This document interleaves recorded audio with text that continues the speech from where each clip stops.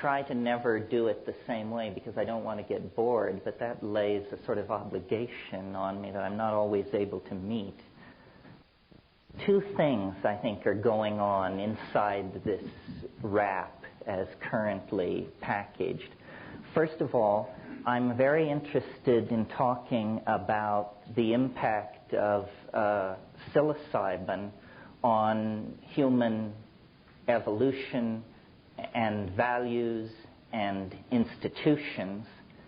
And then, so that you don't think we've just fallen into fringe anthropology 101, I'm interested in taking the insights from that discussion and trying to apply it to the modern or postmodern, as the case may be, dilemma, trying to draw some implication from looking at human prehistory and the set of factors that were in place at the moment of human emergence.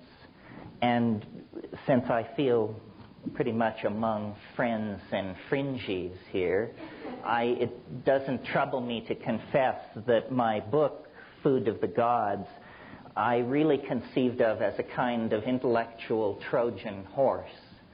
It's written as though it were a scientific study, footnotes, bibliography, citations of impossible-to-obtain books, and so forth and so on. But this is simply to assuage and calm the academic anthropologists. The idea is to leave this thing on their doorstep, rather like an abandoned baby or a Trojan horse, and they will open their doors to it and take it inside, only to discover that out of this very staid, rational discourse pour the self-transforming elf machines from hyperspace with their own agenda. I feel like I should say this, it's more for my ease than yours, that I reached the conclusions that I now espouse through skepticism, reason, rationalism, and tough argument. So it may sound ditzy, flaky, and soft-headed, but that's just because you're hearing it wrong. The guiding input was experience. And in a way, what we're gathered here to talk about tonight is an experience which is not only rare, transformative, challenging, but also, for reasons which we'll probably get around to, illegal.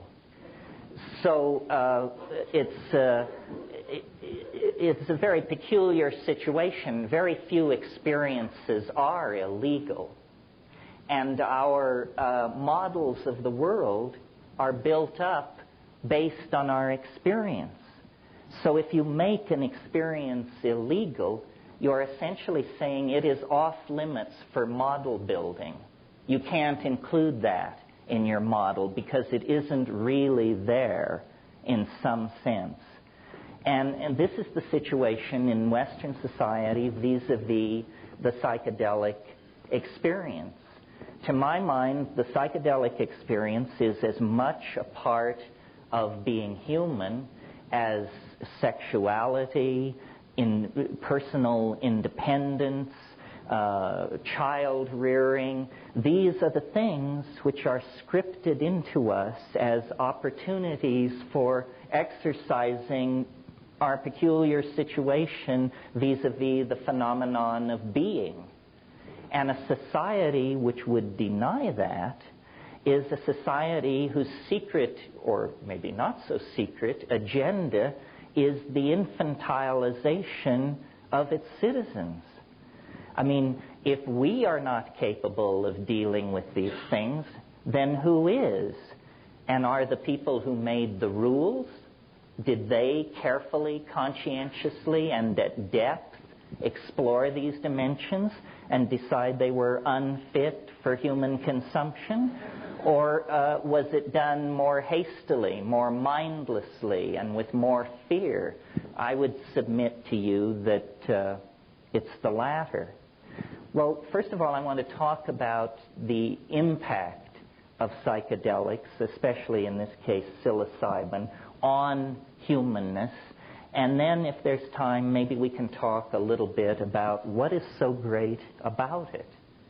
I had a philosophy professor once, Paul Feyerabend. Some of you may know his books. And he opened his Epistemology 101 course by saying, I'm going to teach you what truth is, and then I'm going to teach you what's so great about it. Well, I won't claim to teach what the psychedelic experience is. That you will have to find out on your own. But I think it is legitimate to discuss what's so great about it. You know, are we, by any measurable index, superior or inferior to people who do not have this experience? Because if not, then really the psychedelic position is no more than a kind of cult to be lined up along with Roman Catholicism and all the other cults out there. Speaking as a former member, of course. Well, my notion of the way to legitimate the importance of psychedelics is by showing, and I think one can show in fairly short order, that these things are not alien to the human experience or ancillary or the province of uneducated little brown people down in the rainforest or anything like that. I submit to you that the psychedelic experience and the impact of psychedelic plants on human beings is central to understanding who we are and how we got this way. And if we can explore this issue and convince ourselves that there's some merit in this point of view, then it will do more than rewrite the annals of a staid science like anthropology. It will actually change how we relate to each other and to the planet that we're in the process of grinding into pollution. So that's the raison d'etre for the politics behind it. Now, here's the spiel.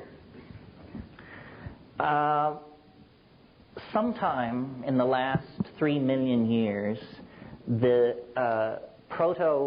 our remote ancestors, the proto-hominids, were disrupted in their evolutionary climax in the canopies of the great rainforests of Africa.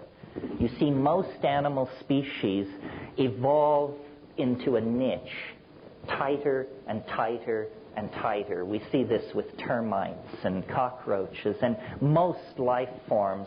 This is what happens to them. Only if the niche is somehow disrupted or destroyed does the game veer away from its tendency toward closure. And this is what happened to us.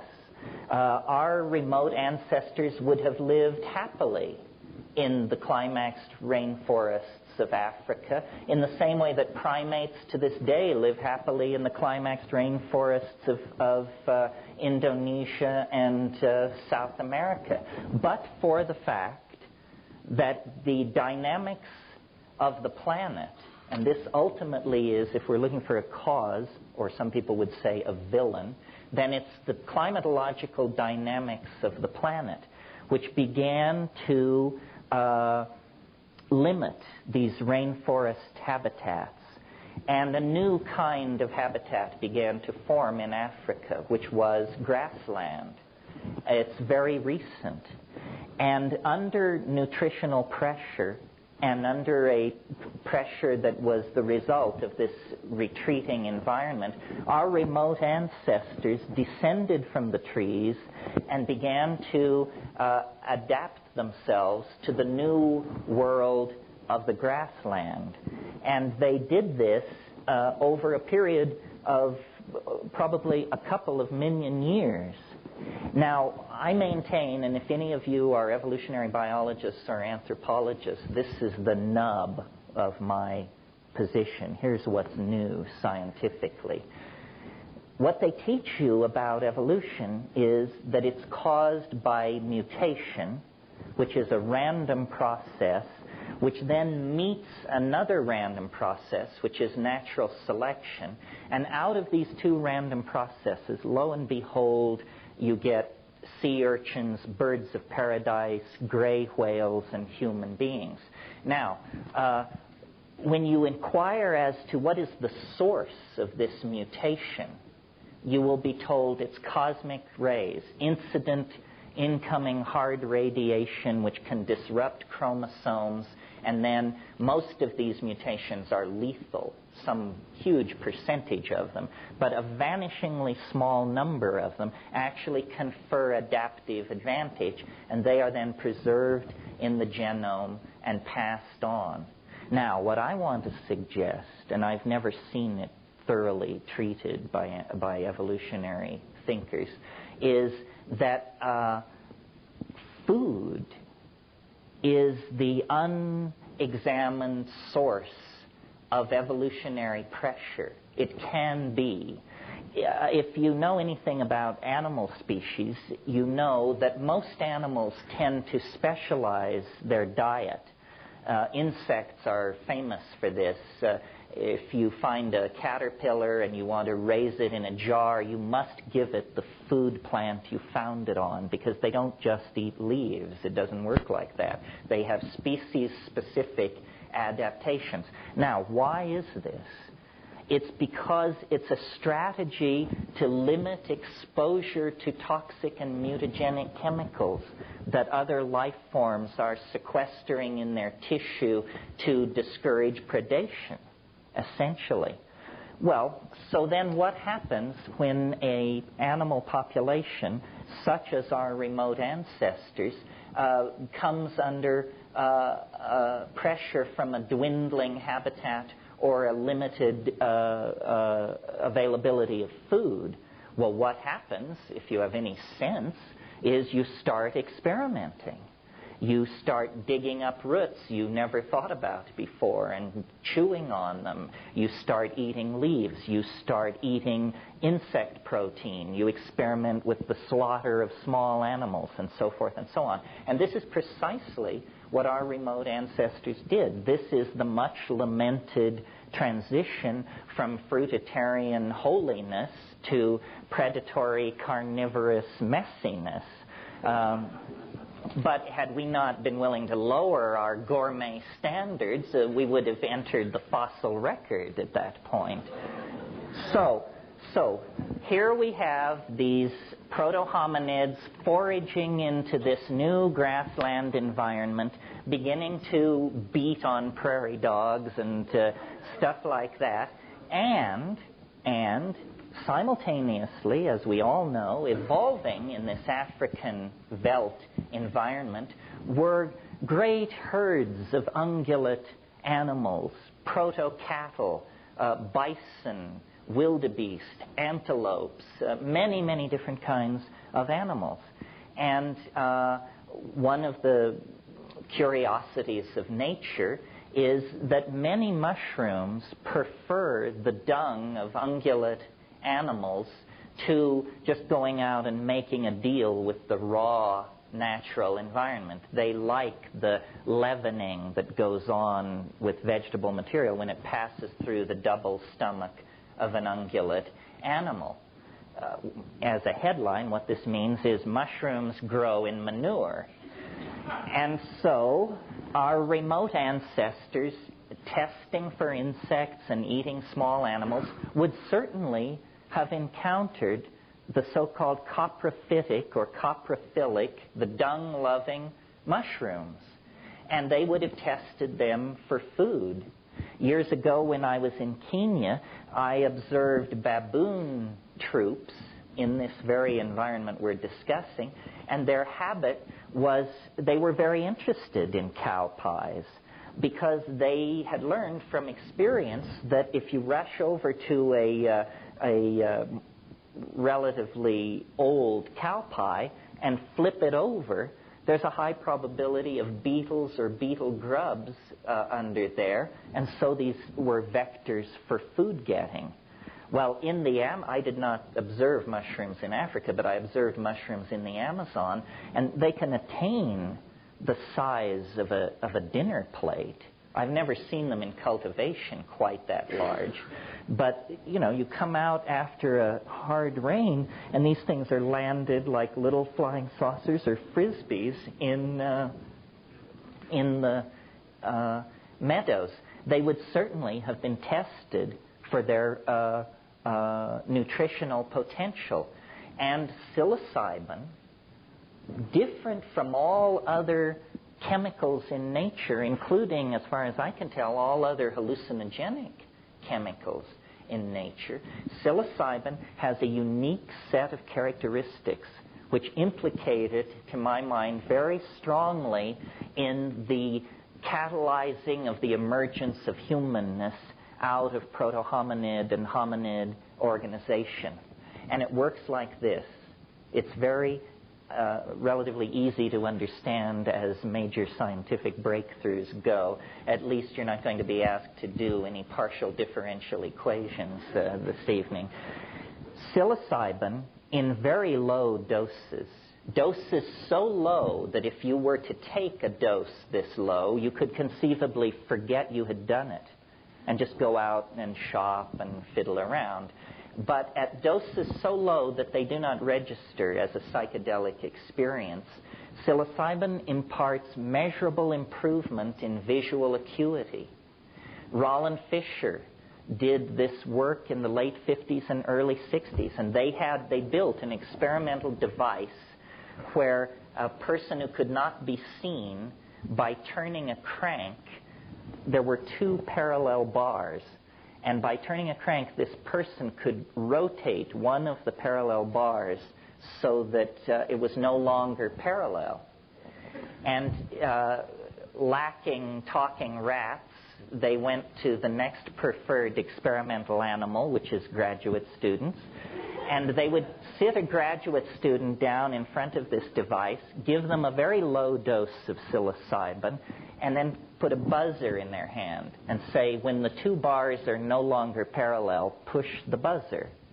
And Fisher collected large amounts of data which showed that the people who had taken the psilocybin, and the other people were given placebo, of course, could detect this deformation long before the unstoned subjects were able to do so. And Fisher, who was a totally straight European scientist, in fact, a Viennese, when I talked to him about this stuff, he was very cagey, and he was funny. In fact, he said, well, you see, it's very interesting. Apparently here we have data which argues significantly that we are perceiving reality better with the drug than without the drug.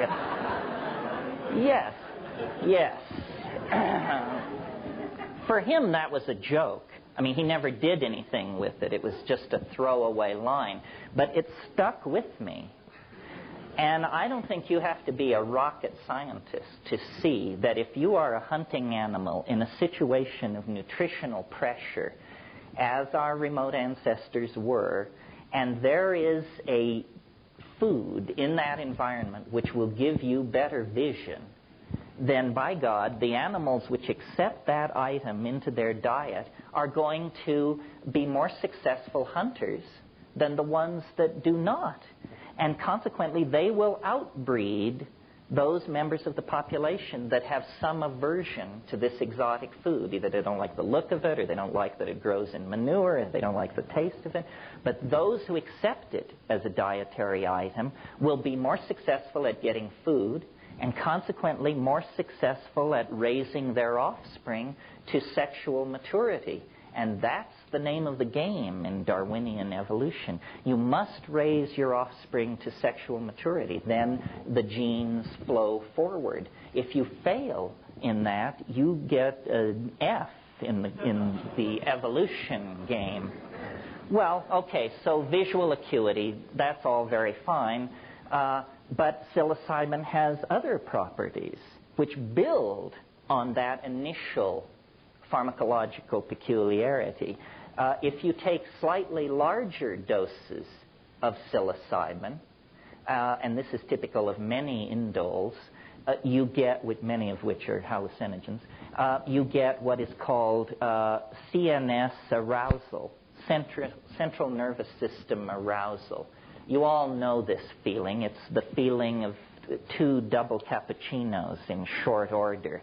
It's that you do not sleep, you are very restless, you are very alert, your attention is scanning, scanning, scanning, and in highly sexed animals like primates, arousal means exactly what it sounds like. It means erection in the male animal.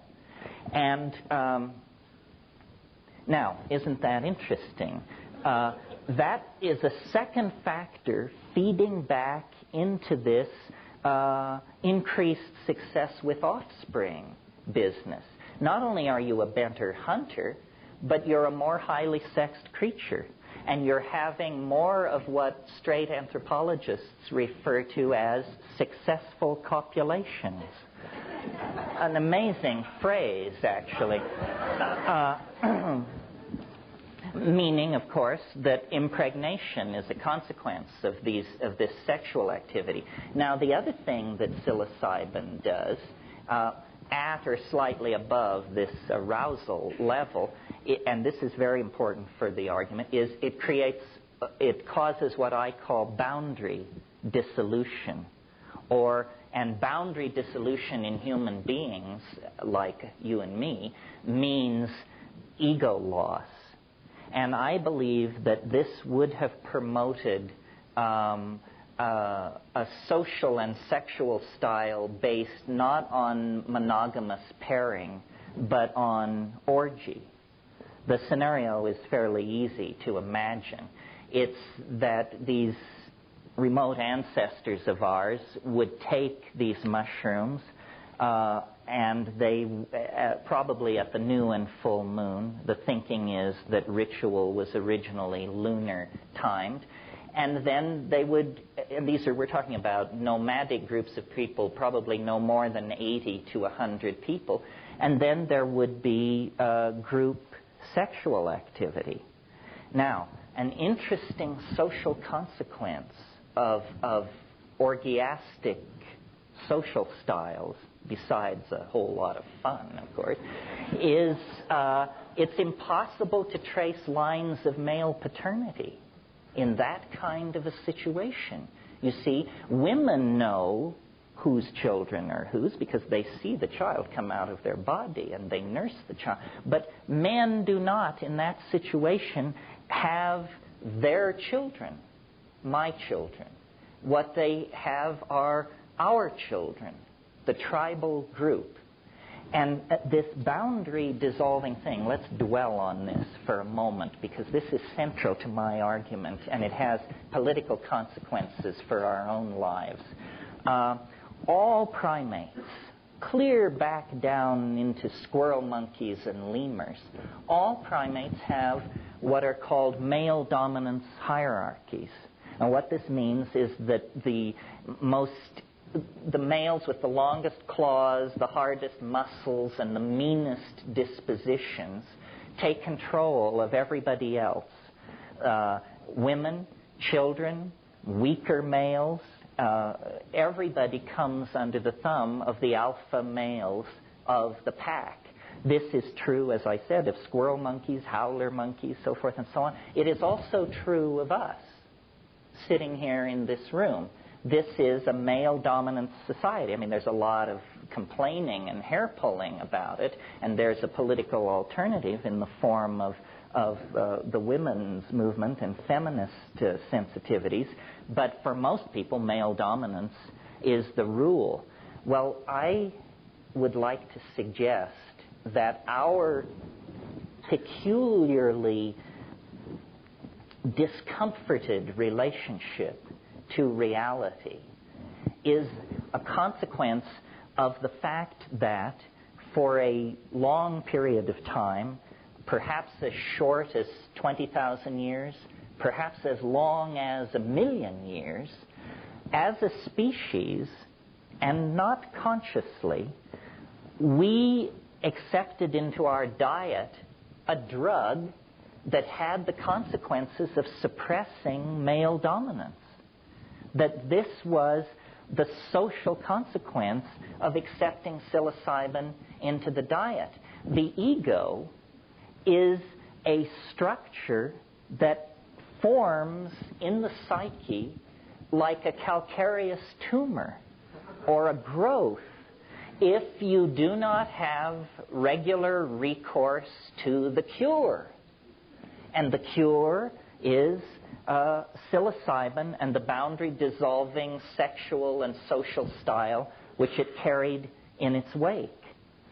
So the reason that we, as a people, are haunted by the idea of a lost paradise, a perfect world sometime in the misty past, is not, Mircea Eliade called it the nostalgia for paradise, and thought it was a kind of a longing that had no basis.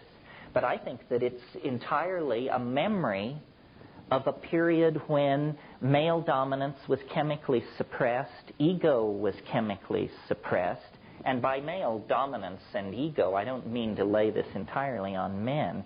I mean, I would wager probably everyone in this room has more ego than they need, certainly starting with me. And that's part of the paradox that you're supposed to enjoy in this, is, the ambiguity of me preaching the loss of ego. So essentially, what happened was a chemically driven leap in evolution as a consequence of the suppression of these behaviors that favored male dominance. As a species, we would have continued with male dominance forever had it not been for psilocybin in the diet. And it established a situation in which, in less than 2 million years, the human brain size doubled. This is, without contest, the greatest mystery in the whole of evolutionary theory. Lumsden, who is a brilliant evolutionary biologist, called the doubling of the human brain size in 2 million years the most spectacular transformation of a major organ of a higher animal in the entire fossil record. Well, now, it would be spectacular enough if it were the liver of an otter or the pancreas of an elephant. But notice that it is the organ which created the theory of evolution itself and all other theories. So that we're getting a little tautological here, folks. There's something fishy going on. What was it that caused this explosive doubling in human brain size? Well, I maintain that it was the new behaviors that emerged with the suppression of ego and their reinforcement in this situation of nomadic pastoralism. And that there was a period, let's call it from the melting of the last glaciers in Tel Çatalhöyük, 6,500 BC, there was a period when men and women were in balance with each other, children and adults were at peace with each other, and human beings and the planet were at peace with each other. And then it was lost. And we fell into history. The long slog toward Armageddon is what was initiated in its place. Well, now, if it was so wonderful, why would anybody ever let go of it? Why was it lost? Well, we have to go back to the very forces which created this situation. Remember, I said it was the climatological dynamics of the planet created the grasslands in place of the rainforest. Continuation of those processes turned those grasslands into desert. And where there once were water holes, running rivers, grasslands, and vast herds of animals and their human symbiotes, suddenly there was encroaching desert. fewer water holes. The mushrooms began to be seasonal, began to be located only in the rain shadows of mountains. The great mushroom festivals, which had been at the new and full moon, became solstitial, and then equinoctial, and then, biennial or something. Anyway, you get the picture. It was fading. And I don't think people took this lying down. No pun intended. I think that there was great anxiety about the fading of the mushroom and the loss of the sacrament. And so these people searched for a strategy for preservation. Well, in a world without refrigeration, there is only there are two strategies for preservation of a delicate food like that. One is air drying, which is not terribly satisfying because as soon as a rain cloud comes along, your dry stuff absorbs moisture out of the air and turns yuck. And so the only real option is preservation in honey. And this was done, I'm sure. It's still done in Mexico to this day in remote mushroom-using villages. People preserve it in honey. Now, the problem here, and this is a lot, my book goes into this kind of thing a lot, because food of the gods. Because what food of the gods is really about are the hidden factors that drugs lay upon us that we are not even aware of. And if you are attempting to preserve a hallucinogenic mushroom in honey, what you have to be aware of is that honey itself is potentially a psychoactive drug. Honey will turn into mead. It will ferment into a crude kind of honeyed alcohol.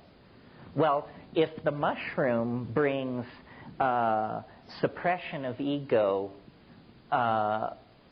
group sexual activity, and the formation of group values, what does alcohol bring? Alcohol has two effects primarily. It lowers sensitivity to social cueing at the same time that it confers an exaggerated sense of verbal facility. In other words, people turn into jerks behind this. I mean, you only have to go to a busy singles bar somewhere here in Boulder and you will see the alcohol ambiance being acted out right in front of you.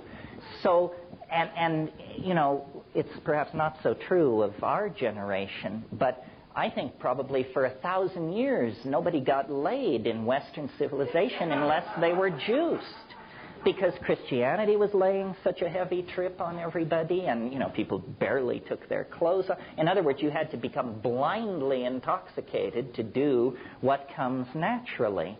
And I think up until very recently, how many women have their first sexual imprinting in an atmosphere of alcohol abuse? I mean, some huge percentage, I imagine. So that is the story, basically, of the fall into history. The loss of this mushroom cult happened right at the time that we were inventing agriculture. And agriculture and the suppression of orgy have something in relationship to each other on two unrelated levels. First of all, you suppress orgy because once you have agriculture, it's no more about psyching yourself up for the great hunt. It's all about getting up before dawn and going out and hoeing the weeds out of the crops. So it doesn't promote a party mentality. The other thing is that as human mental capacity was evolving, remember that exploding brain size, as human mental capacity was evolving, women in these nomadic groups began to notice a curious fact, which was every year they would return roughly to the same places they had been the year before, and in the discards from last year's camp, in the midden, they would discover food plants growing. And some brilliant woman or group of women put it together and said, aha, we buried food here last year, and now there is food here. Must be something about putting food into the ground gets you food. In other words, they were able to cognize a cause and effect relationship that were separated over many months of time. At the same time that women were putting this together, men were noticing that the act of sex had certain consequences 9 months later. The same perception had different impacts on both sexes, but it was an ability to coordinate a temporally separated cause and effect. Well, once men got onto the notion of male paternity, they realized that these aren't our children. Some are mine. Some are somebody else's. And from that notion, you go to my child, to my woman, to my hunting area, to my weapons, to my SIB group. You get it all, you see. The ego is born, and it is born in an atmosphere of complete paranoia.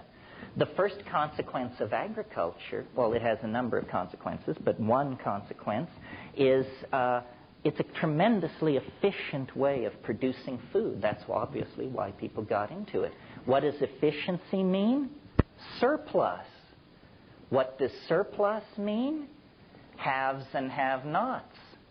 The most spectacular architectural edifice of 10,000 BC on this planet was the grain tower at Jericho. It had thick walls to hold the grain, and it had high walls so you could climb up on top of it and drop rocks on the people who were trying to get into it. Surplus makes nomadism impossible because you can't drag this huge amount of grain with you.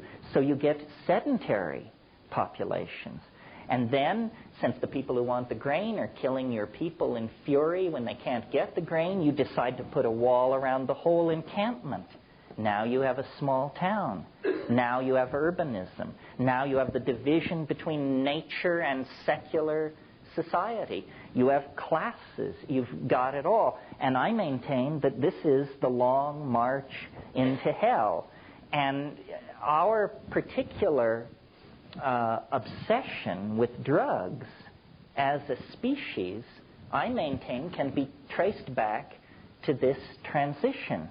That, yes, elephants love fermented papayas, and so do butterflies, and so forth and so on. But this kind of intoxication is not what we're about. We addict severely to several dozen substances, less severely to probably 100 more, and we addict to everything. What we call romantic love shows a lot of similarities to hard drug addiction when you separate the lovers. Sleeplessness, suicidal tendencies, bursting into tears, hysteria, loss of weight. You can't tell whether this person is getting off heroin or has separated from their partner.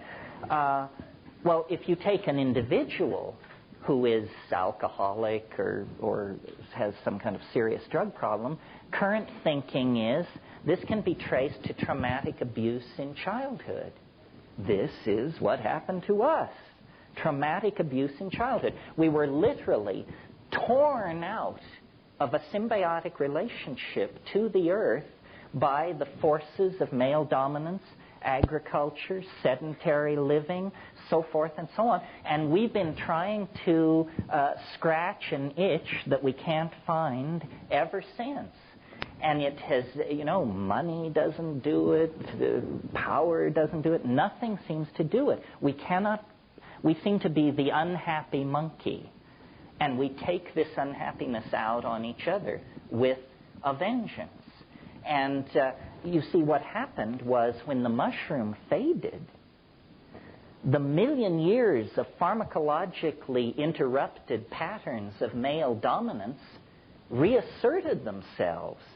But it was no more a foraging monkey with this style. It was a creature with language, tools, music, social organization, and suddenly it got very ugly. And people weren't interested, and people began fighting over the women. So we don't want to have orgies anymore. This woman is my woman. Touch her, you die, and so forth and so on. And we are living out the legacy of this. Well, before I talk about the social consequences of it for us, I want to go back to the question, what was so great about it?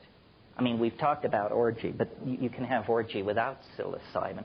What was so wonderful about that proto-historical mode? Well, this is where it becomes slightly more woo-woo. Because what we have to talk about is, what is the psychedelic experience anyway? And I maintain that if we're talking about psilocybin, and we're talking about taking it in nature, as these people did, that, yes, first come the dancing mice, the little candies, the colored grids, and so forth and so on. But what eventually happens, quickly, like 10 minutes later, is there is an entity in the trance, in the vision. There is a mind there waiting that speaks good English and invites you up into its room. And once there, you realize that this is what all the hoopla about the Gaian mind and the rebirth of the goddess and all that is about. It's not a metaphor, folks. It's a headline in biology. We are not the only intelligent-minded species occupying this planet. We may be the only bipedal hairless mammal with intelligence on this planet, but there is something out there spread through the grasses, the forests, the rivers, and the oceans. Our own emergence into intelligence took less than 2 million years. Life has been on this planet for 1.5 billion years, and we don't know how many strange pathways beckon. But at some point, a kind of mind came into existence, and it is real. It's what lies behind the religious impulse in our species.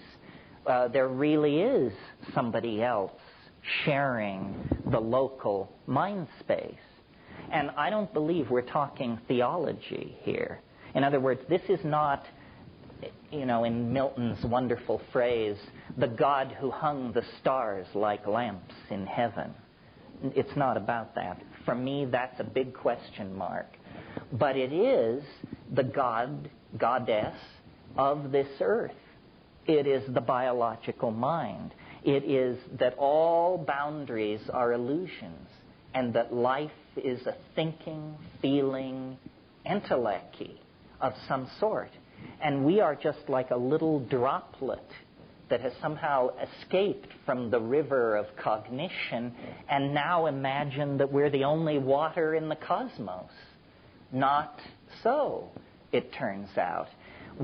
The reason the psychedelic experience is so baffling and transformative, even as we sit here with your heads full of Heidegger and Husserl and, I don't know, Wilson Phillips and all this stuff, is because in contact with that, we have no more sophistication than our orgiastic, mushroom-munching ancestors. Civilization doesn't give you a leg up on this stuff. In fact, it makes it harder to figure out what's going on, because we have defined nature as dead.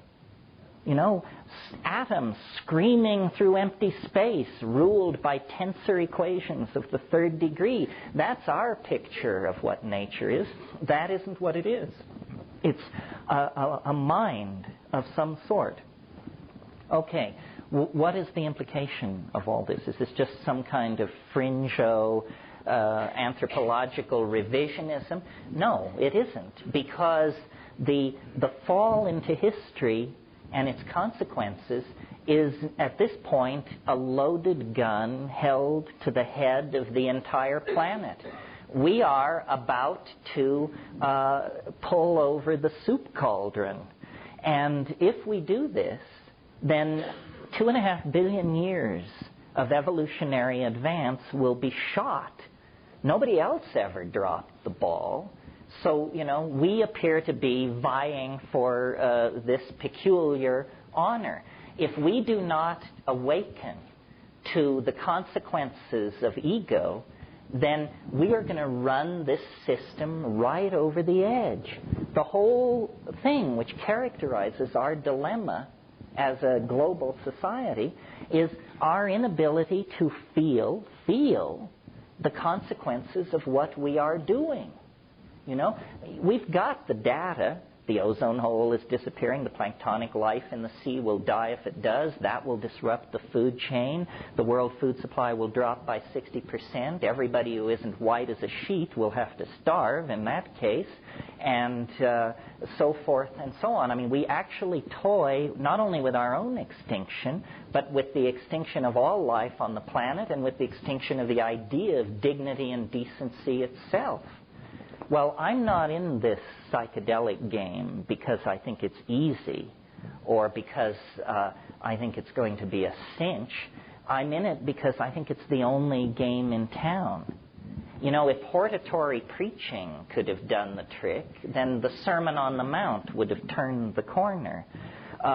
If cautionary data flowing back to ruling institutions could do the trick, then sometime after Thomas Malthus, people would have begun to hit the brakes. Nothing seems to work. We're sick. We need pharmacological intervention. The ego is permitting us to slowly, not so slowly, commit suicide.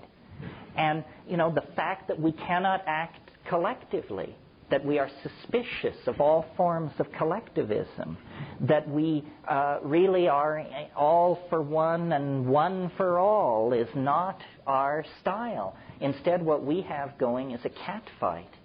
And, no less a straight person than Arthur Koestler, in a book called The Ghost in the Machine, said humans are so wired for beating the brains out of woolly mastodons. That's what evolution has equipped us to do, not negotiate weapons treaties and destroy bacteriological factories. We have to force our evolution. We have to chemically restructure the primate brain so that we do not commit suicide. And the only way to do it in the time left is for the psychedelic community to stand up on its hind legs and roar. And, maybe they'll build camps for us. But the point being, I think there's a moral imperative to try what works. I mean, in the 60s, psychedelics were called consciousness-expanding drugs. A good old phenomenological description. Well, if consciousness does not loom large in the future history of our species, then what the hell kind of future is it going to be? No future at all, I maintain. So if there is even the slightest iota of possibility that these things do what I'm saying they do, then we need to get Johnny Quick on it and check it out, because we may be beyond the point of no return right now. Nobody knows how bad this ozone hole thing is, or what's locked up at Rocky Flats or behind the Iron Curtain or dumped in the Arctic Ocean. We may be past the fail-safe point right now, folks. There is no time to lose. It is time to engage the powers that be in a little more serious dialogue than the just say no horseshit that's been peddled recently, because we're talking about the survival of life on the only planet that we are certain has life on it. This may be the site of a cosmic experiment with universal implications, and it rests in our hands. Everybody here tonight is here because a whole bunch of people didn't drop the ball. And, you think you've got problems? 9 times in the last 1,000,000 years, the ice has moved south from the poles, miles thick. No antibiotics. No electronic communication, nothing. And I'm sure these people were miserable, and they dragged through it, and they lived, and they passed it on. Now we're it. And we will be judged the lamest of the lame if we cannot come to terms with this and begin to talk about what is going on. This is not obscure. As I said, I view the psychedelic experience as central to humanness, as our sexuality. We cannot allow dominator institutions to infantilize us and to tell you where your mind can and cannot go. We even have a piece of paper locked up in a vault in Washington, D.C. that guarantees life, liberty, and the pursuit of happiness. Well, now, what could the pursuit of happiness possibly mean if it doesn't mean the freedom to practice your own relationship to nature and its gifts? So I think we have been entirely too casual about the importance of the psychedelic experience. This is, for one reason, because we cannot publicly get together and discuss it in detail. And one of the things that I think is very important about get-togethers like this is if you will look around, you'll notice that we cannot really be distinguished from the rest of society. Some of us live under bridges, some of us clip coupons. There's a wide spectrum of people here. But this is your affinity group. This is your community. Someone in this room actually has what you need. And, I have acted as a filter, so out of millions living along the Front Range, here we've gotten it down to 200. I can't go any further than that, folks. The rest is up to you. Well, I guess the last thing I want to say, and then we'll take a little intermission and then come back and do questions afterwards, which is my favorite part. But I want to just for a minute invoke the psychedelic experience without regard to the evolutionary forces that created it or the political institutions that suppress it and so forth, and just say, in case there's some soul in this room who's never had this experience, that this is extraordinary news. We are not talking about something like a dream. It is not like meditation. No, you can't get there by yourself. And Babaji is equally useless because you and Babaji are starting from the same place in this game. It requires pharmacological perturbation of ordinary neurochemistry in order to see this mystery. And it is a mystery. It is not going to be reduced to the firing of synapses or repressed sexual desires or day residues or anything like that. It is the very thing which all these religions are yammering about. It's there. It's real. I mean, if you think that the world is empty of adventure, then you just haven't been hanging out with the right crowd. I mean, on a Saturday night, within the confines of your own apartment, on 5 grams of psilocybin mushrooms in silent darkness, I guarantee you, you will believe that Ferdinand Magellan should take second place to you. You will see things which no human being has ever seen before, and that no human being will ever see again. That's how big that universe is. The incredibly constricted space-time locus of the here and now that evolution has forced upon us for survival purposes is simply one point in an apparently infinite hologram of explorable data that is the human world. I mean, the entire world of every science fiction novel and story ever written is minuscule compared to the universes of strangeness and peculiarity that are accessible to any one of us, if you will but apply the method. And if you're not willing to apply the method, then, you're going to sweep up around the ashram till hell freezes over and not understand what is going on.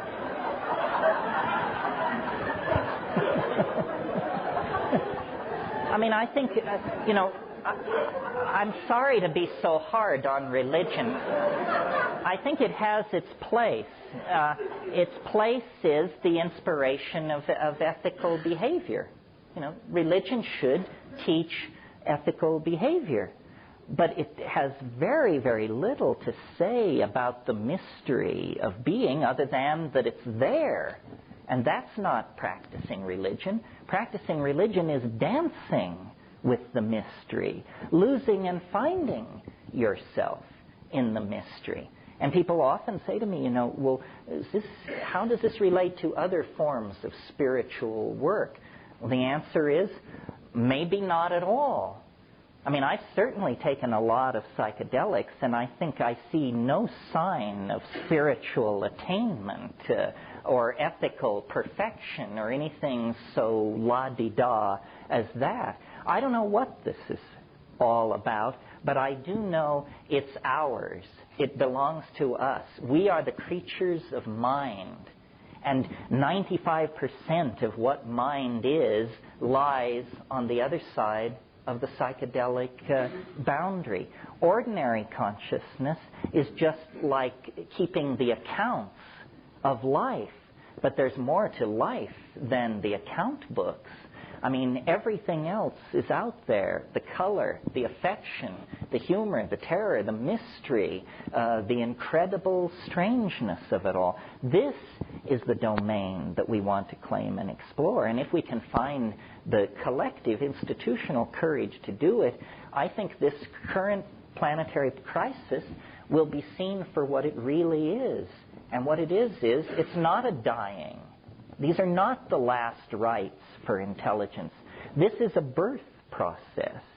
If you were to come around, if you'd never seen somebody give birth and you came around the corner and it was in progress, you would be thoroughly, profoundly alarmed. It looks like an enormous tumor is making its way out of somebody, and they are being split in two, and blood is being shed, and there's pleading and screaming and thrashing. It would be a real leap of understanding for you to say, oh, how wonderful, new life is emerging. This is the way we do it. Well, this is the way we do it. We are in the birth canal right now of a planetary civilization. Literally, the amniotic oceans of 500 years ago, that's all gone. There is no frontier. There is no going back. The peace of the fetal environment is gone. And now, in transition, literally, the walls are closing in. You can't breathe. You can't eat. You can't find your way. It appears to be the end. But there's light at the end of the tunnel. The problem is that tunnel is in the back of your mind. And if you don't go to the back side of your mind, you will never see the light at the end of the tunnel. And once you see it, then the task becomes to empower it in yourself and other people. Spread it as a reality. God did not retire to the seventh heaven. God is some kind of lost continent in the human mind. And if we will but explore the human mind, we can reclaim these relationships with our own authenticity and shed the childishness of historical existence and gender politics and all the rest of it, and move on to the real business of establishing a real civilization. Thank you very much.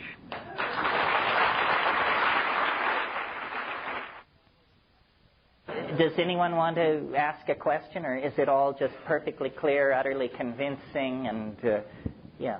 Are there bad effects? Of psilocybin? Bad effects. Somebody once said, what's wrong with DMT? And I said, well, nothing unless you fear death by astonishment.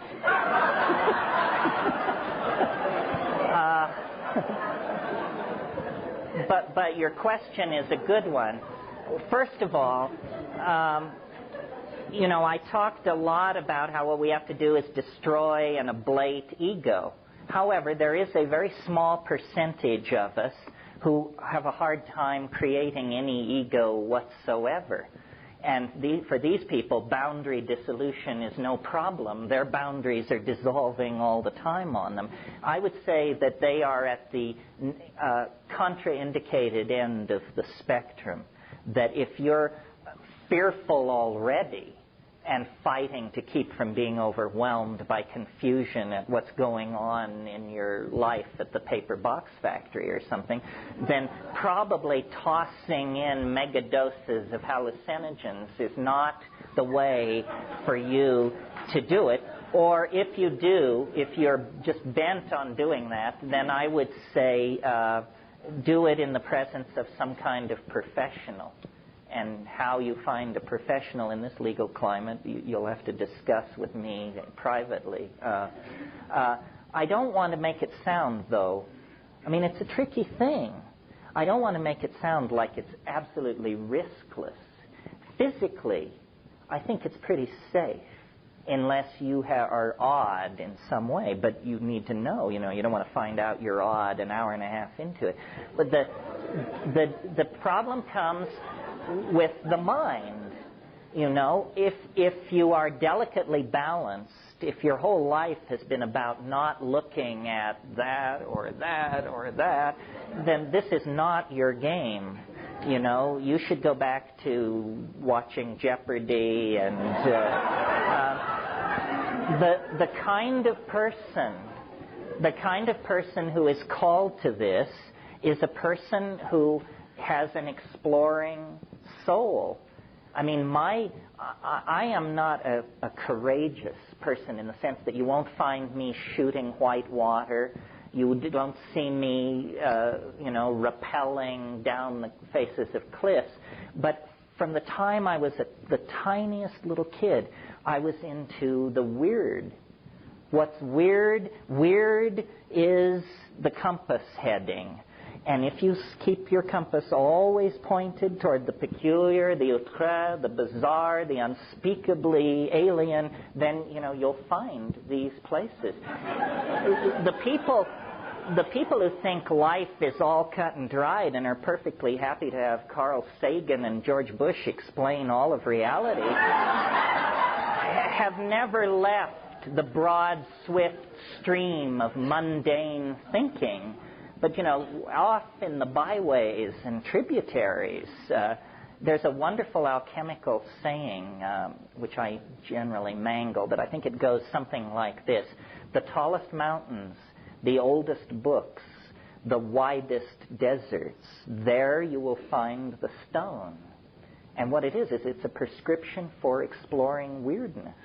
That's all. It's not going to be on MTV. It's not going to be in, God forbid, Esquire.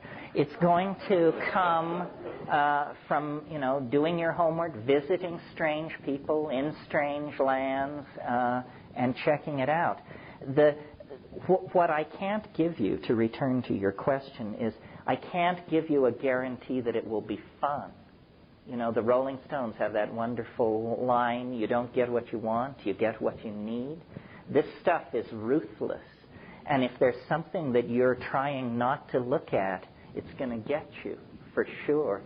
But ask the veterans. Most people will tell you, you learn more from the bad trips than you do from the good ones. The good ones are ecstatic and connect you up to nature and other people. The bad ones show you your kinks and your limitations and your thought errors and that sort of thing. It's not an easy row to hoe. That's why I think there's a little bit of social confusion about it. One of the things I should make clear is I really advocate high doses rarely. I think the worst thing you can do is get into a style of psychedelic diddling where, you take half a gram every day. All this is doing is giving you a tolerance to psilocybin. You're not having the psilocybin experience. You're having the tolerance to psilocybin experience. The way to do these things is to do them rarely so that your whole system can reassert itself and come to equilibrium, and then just slam it. And this is amazing. I mean, I think that this works for all these psychedelics. I'm an inveterate cannabis user, and I wish, in a way, that I could get a slightly better grip on my cannabis use, because I think the real way to do cannabis is like once a week, by yourself, in silent darkness, with the strongest stuff you can get, and then immense amounts of it. And, you know, people call it a recreational drug and a this and a that. Hey, done that way, it will catapult you into places where I love it, the great place to get to on cannabis, and some people never in their whole life touch it, is the place where you say, my God, I've done too much. It's not easy, folks, but it's worth shooting for.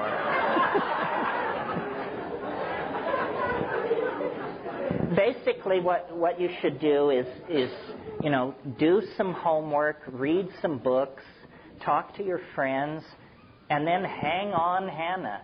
It's like, you know, it's very much like riding an enormous roller coaster. You know, once that baby rolls out of the station, do not stand up. Do not try to climb out of your car. Shut up and hang on with the faith that most people have lived through this. Somebody else. Yeah. The purple. Yeah, I have three real quick literary questions about your writing, and then one important question.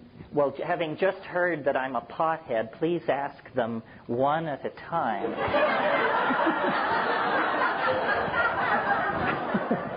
What is your first literary question? Okay. One of the assertions that you make is that low dosage was the typical evolutionary mechanism. My own experience is different than that. Many of my associates' experiences are different than that. And we believe that high dosage may have been a more common usage method. Well, I don't mean to imply that people first used it in low doses and then middle and then higher over time. What I meant to imply, I think they were using low, middle, and high doses from the very get-go, but they were using low doses to hunt, middle-range doses for orgy and ceremony, and truly high doses for this boundary-dissolving tremendum. Second literary question. Okay. When I read about Hayek, I liked you picking up on Mallard and Eisler, and I liked your use of dominator and partnership terminology. That was wonderful. But I disagreed when you said that the cows were an indirect expression of the fungus found in the art there. I found that to be kind of a leap of logic. But I kind of thought it got off the rails of reason in the past. So who knows? Well, I'm not wedded to that. First of all, Çatalhöyük, for those of you who haven't read the book or know about Çatal, was this immensely sophisticated civilization that existed in the 7th millennium BC. We're talking 6,000 years before zero. This civilization existed and was destroyed.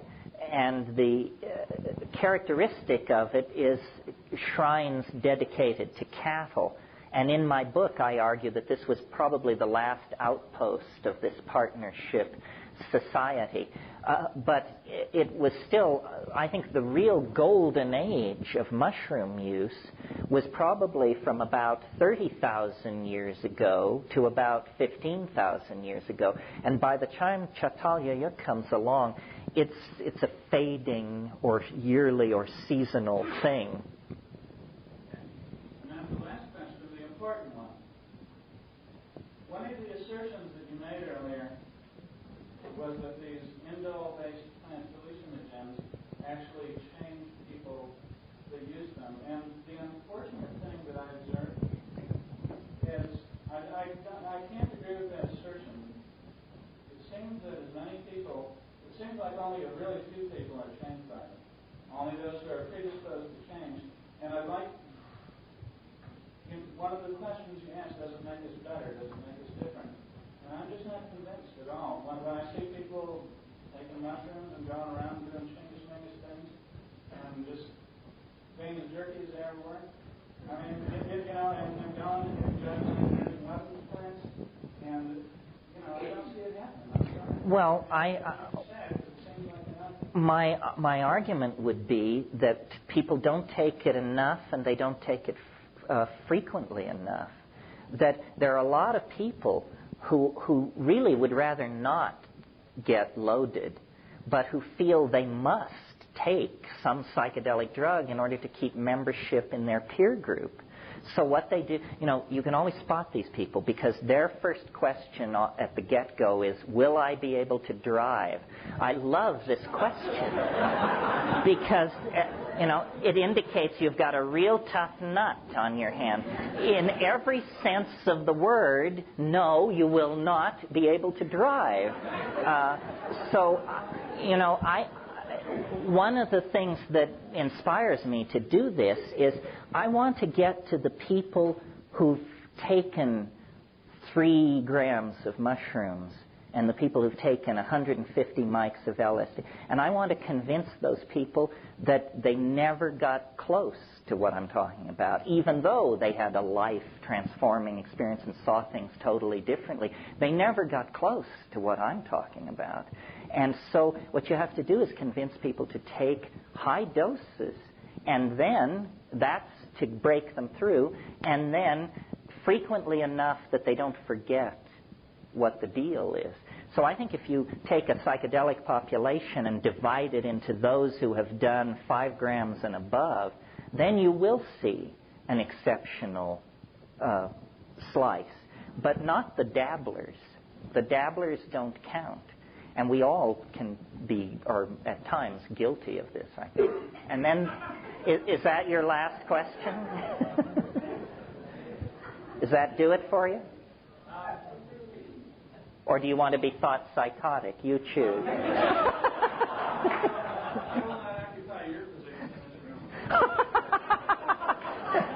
Well, I'd love competition. I mean, the competition is terrible. That's the entire basis of my success. Yeah. You, because you were before, if you still wish. Here's what you want to think.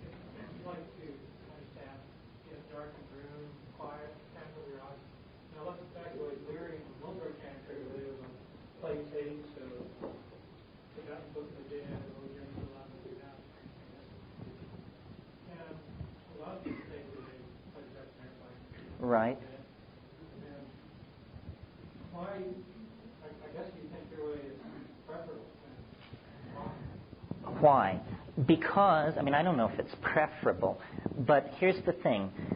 People are going to think you're a nut if you come down and say that Johann Sebastian Bach or Jerry Garcia is God. And this is what you will have to say if you listen to the Dead or the B minor Mass. So what I'm interested in is I want to know the thing in itself, not what it does to Bach, not what it does to a river flowing through a forested valley. I want to see what it can do with darkness and silence.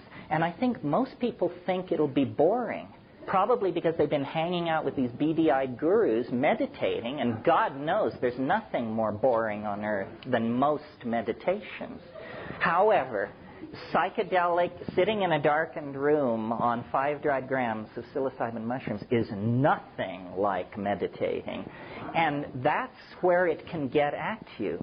My relationship to it is always one of, I want to know what it is. And so I think this sensory deprivation method is the only way to get at that. Other people might not like that. People say, well, you mean you put down the whole thing of going into nature? Isn't nature the great affirmation in all this? And the answer is, yeah, but it works for me sort of without the drugs. Plus, and this is just maybe my own weirdness, but I'll share it with you, I have noticed that these things are incredibly disruptive of the ordinary flow of casuistry. Do you all know the concept synchronicity?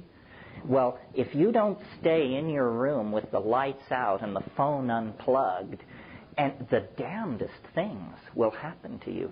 I mean, you couldn't pay me to go into an American city, even mildly loaded, because adventures beckon. Now, some people like that. You know, some people say, you know, let's take 500 mics and go meet weird people. Not this cookie.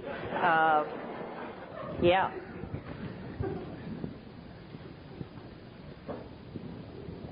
In reply to your statement about darkness, what I find happens there is that you create an experience where you are taking in other people's dogma. You know, you're bringing in something that's already done, and I feel like the peak experience is when you create something new, and something new expresses itself from the depth of the being, which is why I also say the darkness sometimes. But one thing that I did learn is that the high doses are very, very interesting. It would take me way far beyond the small doses. And I've experimented with both homeopathy and natural medicine extracts in terms of making my own medicine. But in terms of psychedelics, if you take that into, and my question is coming right forward, if you take that into a situation where you remove the whole molecular pattern that you do in homeopathy, do you think that there could be a more potent experience through that solution? Are you asking me, do I think a homeopathic preparation of a psychedelic would be effective? It would be homeopathically effective.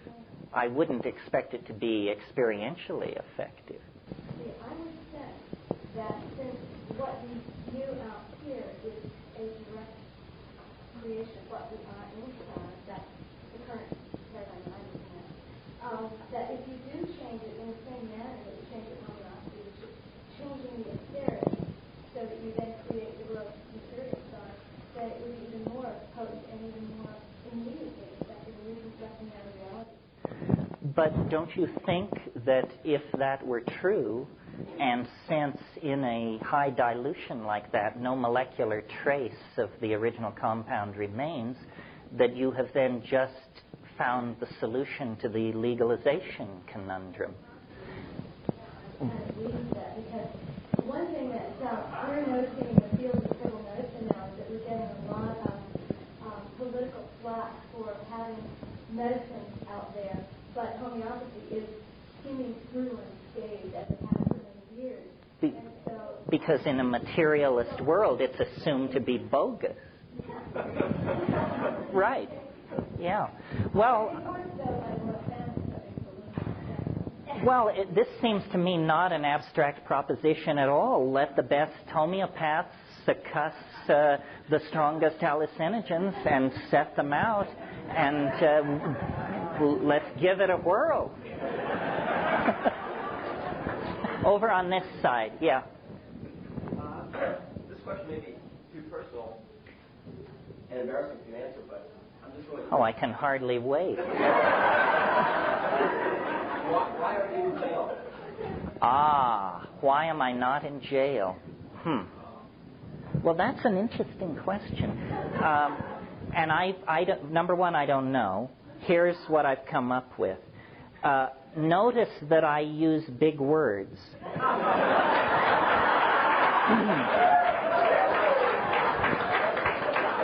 I don't try to boil it down to a shoutable slogan like turn on, tune in, drop out.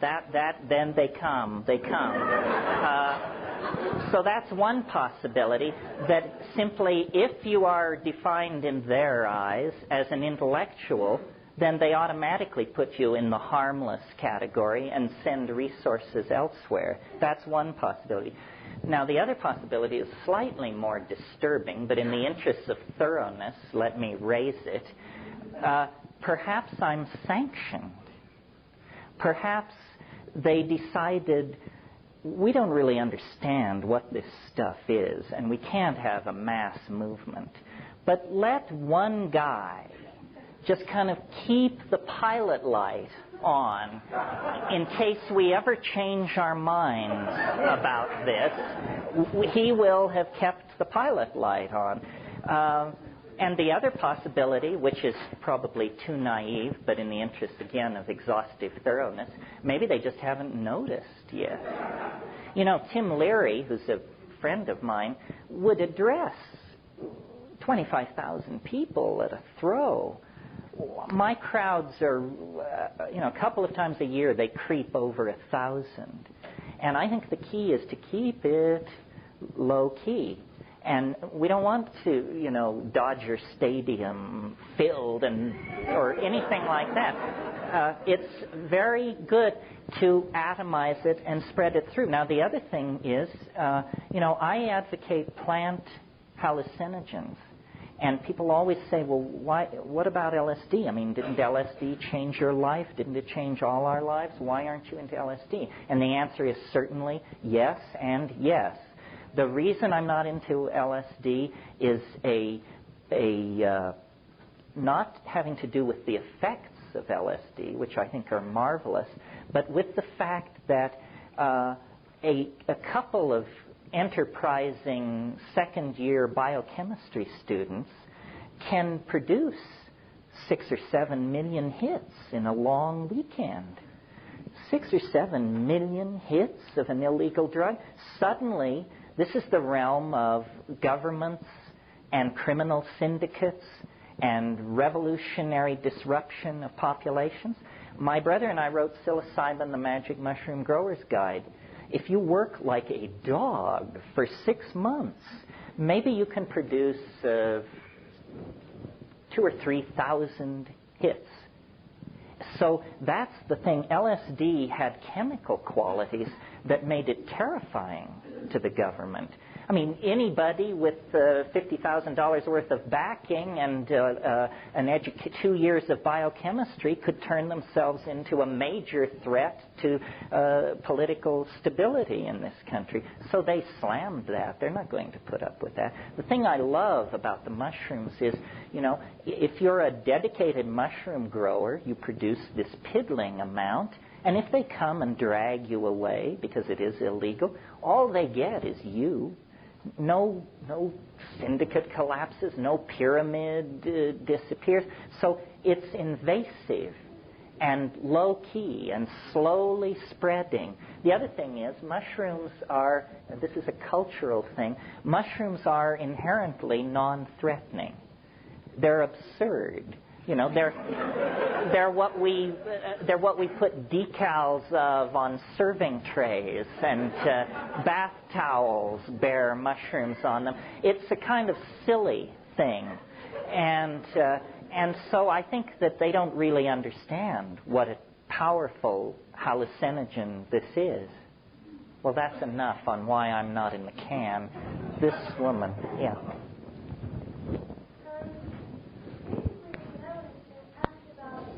You talked about the evolutionary process and how it was disturbed by the absence of the mushrooms.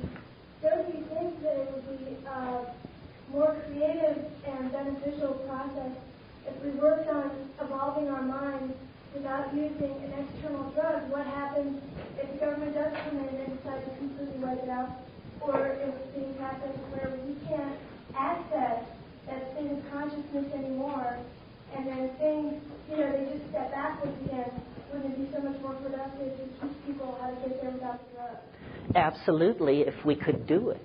I mean, I'm not yet convinced, see? I mean, you've got your gurus. But if you ever get close to any of these people in these guru scenes, close enough where you can just say to them, look, level with me. Is this stuff as good as 5 grams in silent darkness? And they say, are you serious? The other possibility is technology on 2 fronts, mind machines. the problem with mind machines is, you have to smoke a bomber to put up with it more than 10 minutes. I mean, you quickly satisfy yourself that this can't possibly be it, because it is lights, but it is contentless. While the psychedelic experience is all content. The other possibility, and I've put in some time in this beat, is virtual reality.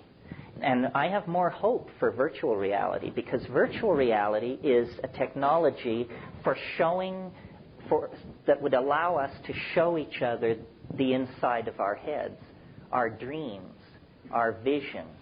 And I think that sufficiently perfected, it might have the consequences of these psychedelics. The problem is it carries a huge amount of negative freight. You know that it's not going to be a tool for us to show each other the inside of our minds. It's going to be a tool to sell us crap that we don't want. It's going to be a tool for yet more realistic, vicarious, and gratuitous violence. It's going to be a tool for more pornographic degradation of women. So it seems to me, while it holds out the possibility of a technically driven psychedelic, it has a lot of negative freight. I agree with your premise, but I'm driven by a tremendous sense of urgency.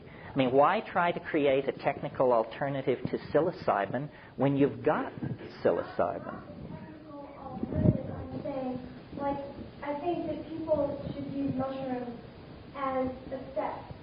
And once you get there, you try and you keep going without that tool. I mean, because what we want, we want to transcend this plane. We want to be on a higher plane, a higher state of awareness. That you're not going to get to that plane ultimately if you have to keep coming back into the plane to get the stuff, to get out of the plane again.